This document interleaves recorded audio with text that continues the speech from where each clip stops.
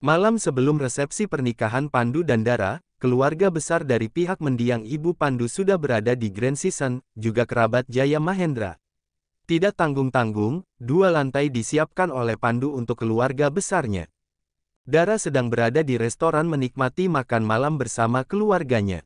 Bahagia terpancar dari wajah wanita itu, mendapatkan suami dan keluarga yang menyayanginya merasa hidupnya sudah sangat lengkap. Makan yang banyak, ucap Kemala mendorong mangkuk sup ke arah Dara. Habiskan, kayaknya kamu agak capek ya.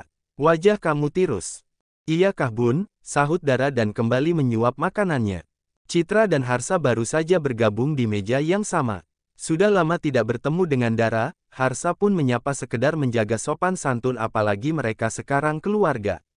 Apa kabarmu, Dara? Baik, Mas, jawab Dara pendek dan enggan bertanya balik. Bisa dipastikan pria itu baik-baik saja. Paling makan hati punya istri seperti Citra. Citra berdecak dan memeluk lengan Harsa. Sudah nggak usah flashback masa lalu kalian, aku ini istrimu dan ada di sampingmu, seru Citra.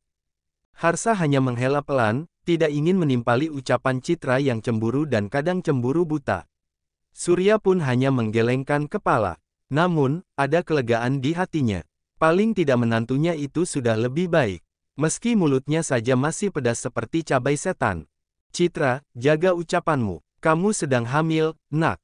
Wajar kalau suaminya menyapa Dara, kalian ini keluarga, tutur Kemala dan hanya dijawab iya oleh Citra. Pandu belum datang, tanya Surya. Tadi masih di jalan, Pah. Dara masih memanggil Surya dengan sebutan Papa, meskipun pria itu adalah kakak kandung Pandu. Aku mau dessert, Bunda mau aku ambilkan. Jangan sayang, sudah cukup. Aku mau, seru Citra. Dara hanya mengangguk pelan, memaklumi permintaan Citra yang sedang hamil. Harsa juga sedang sibuk mengambilkan makanan untuk istrinya. Sibuk menikmati dessertnya sambil sesekali tersenyum berbincang dengan Surya dan Kemala, Dara tidak menyadari kalau Pandu sudah tiba dan berjalan ke arahnya. Hai, sayang, lalu menyapa Kemala dan Surya. Hanya menganggukkan kepala pada Harsa setelah ia duduk di samping istrinya. Kamu tidak ambil cuti, kenapa masih saja sibuk, seru Surya karena kesibukan Pandu. Kebetulan ia dan Pandu memang fokus pada cabang usaha berbeda. Terlalu sibuk juga tidak, kebetulan saja ada rapat yang jadwalnya memang terlalu sore. Mas, sudah makan? Tanya Dara. Sudah, sayang. Pandu merangkul bahu Dara sambil berbincang dengan Surya. Harsa, ajak Citra ke kamar, istirahat, jangan kemana-mana. Nasihat Kemala karena kehamilan Citra yang masih muda. Padahal aku longe, ya sudah kita ke kamar saja. Tapi pesan salad mas, untuk di kamar. Kalian juga istirahat, ujar Surya pada Pandu dan Dara. Acara besok seharian full, baiknya malam ini kalian benar-benar rehat. Tidak usah aneh-aneh, masih banyak malam lain, tita Surya seakan tahu isi kepala Pandu. Dara kelihatan lelah dan kurang tidur, pasti ulah kamu. Ulahku hanya bikin dia keenakan, mana ada bikin lelah. Pandu membela diri dan Dara mencubit padanya karena malu dengan jawaban sang suami. Kamu lelah karena bekerja, aku sudah bilang berhenti saja. Fokus hanya menjadi Nyonya Pandu Aji, bisik Pandu, tapi masih bisa didengar oleh yang lain. Kerjaanku tidak berat, lagi pula kalau langsung off yang ada aku jenuh. Beda cerita kalau kita sudah punya anak. Nah, itu. Fokus saja dengan produksi bayi-bayi panda. Bayi panda, tanya Harsa. Cek, nggak usah ikut campur, mau mereka punya bayi panda, bayi macan atau bayi monyet bukan urusan kamu. Nih, bayi Harsa ada di sini, ujar Citra menunjuk perutnya. Dara terkekeh geli melihat pasangan itu. Harsa terlihat lebih sabar sedangkan Citra terus berapi-api. Berbeda dengan Harsa yang dulu, pongah dan mampu mengintimidasi. Kalian ini malah berdebat masalah bayi binatang. Pusing papa dengarnya, ayo sayang kita ke kamar, Surya pun mengajak Kemala pergi. Pandu, pastikan Dara istirahat ya, titah Kemala sebelum beranjak. Siap bunda, kalau perlu aku gendong ke kamar. Kamu juga, ayo, ajak Kemala pada Citra dan Harsa. Tinggallah Dara dan Pandu berdua, keduanya saling tatap lalu terkekeh berbarengan. Istirahat mas, jangan aneh-aneh. Acara besok itu padat, seru Dara dan Pandu hanya senyum-senyum penuh arti. Padat, tapi kita hanya menunggu tamu dan bersalaman. Semua sudah ada yang urus. Malam ini waktunya produksi bayi panda, jadi. Pandu mengerlingkan matanya. Kita sapa keluarga yang lain, lalu ke kamar, berdiri lalu mengulurkan tangannya pada Dara. Asteris. Wajah Dara masing merengut. Bagaimana tidak, mereka terlambat bangun. Mua sudah siap dan menunggu di depan kamar, Kemala dan Surya ikut turun tangan menghubungi ponsel pasangan itu yang tidak ada jawaban. Panggilan ke kamar pun tidak dijawab. Kemala terus menekan bel, akhirnya Dara keluar dengan rambut acak-acakan dan muka bantal hanya mengenakan batrobe. Pandu sudah berlari ke toilet. Nggak usah cemberut begitu, seru Pandu yang sedang mengancingkan kemejanya. Nanti make upnya gak bagus, banyak kerutan. Gara-gara kamu, jadi malu kan, seru Dara lirih. Bangun kesiangan kok malu. Kalau kamu keluar kamar nggak pakai celana, baru malu, sahut Pandu dengan asal. Aku ke bawah ya, ujar pria itu lagi, hanya mengusap pipi Dara tidak mendaratkan bibirnya di wajah sang istri. Karena rambut Dara sedang ditata oleh salah satu mua. Mas, itu bawa sekalian. Dara menunjuk tusido milik Pandu. Rambutnya rapihkan lagi, titah Dara karena Pandu belum mengikat rambutnya. Masih nyaman dengan rambut gondrongnya. Ada 2 gaun yang akan dikenakan Dara seharian ini.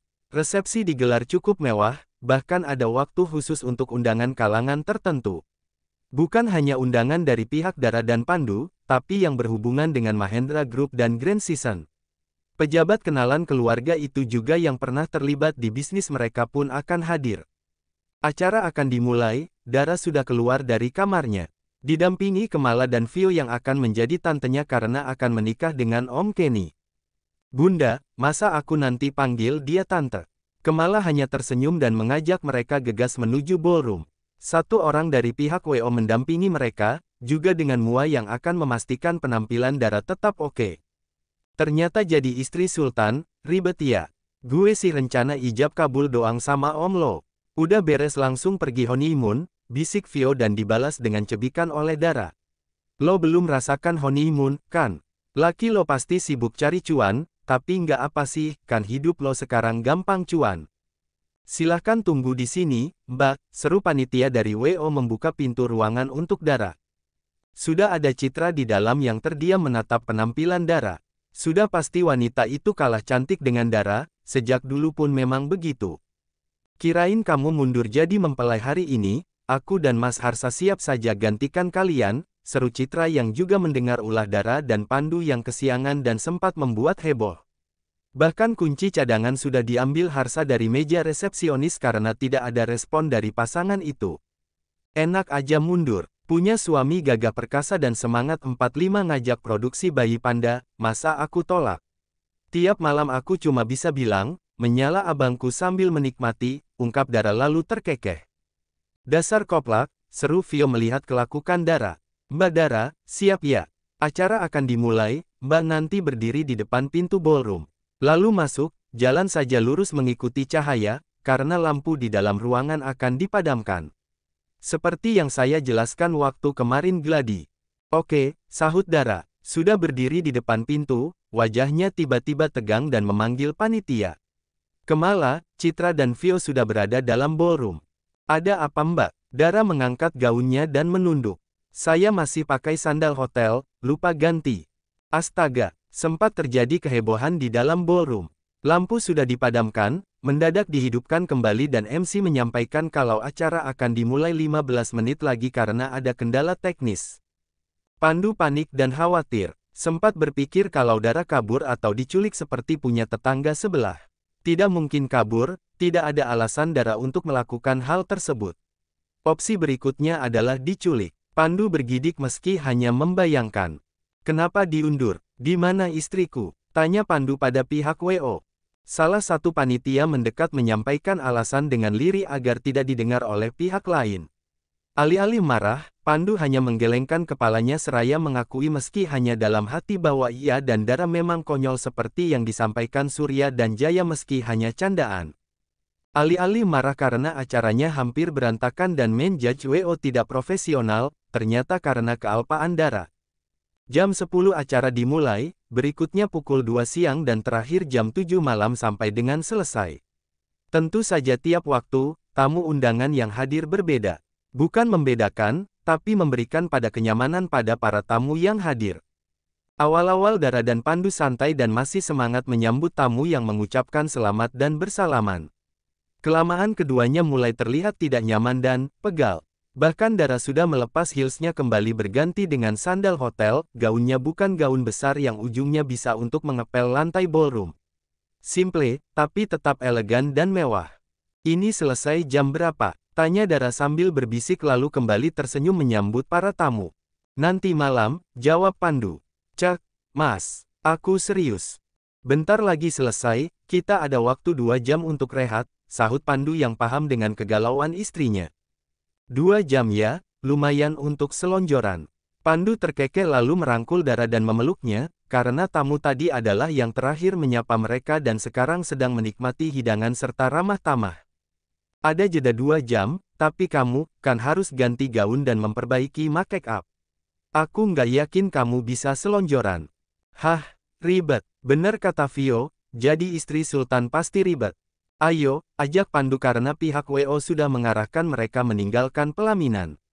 Wajar sayang, sekali seumur hidup.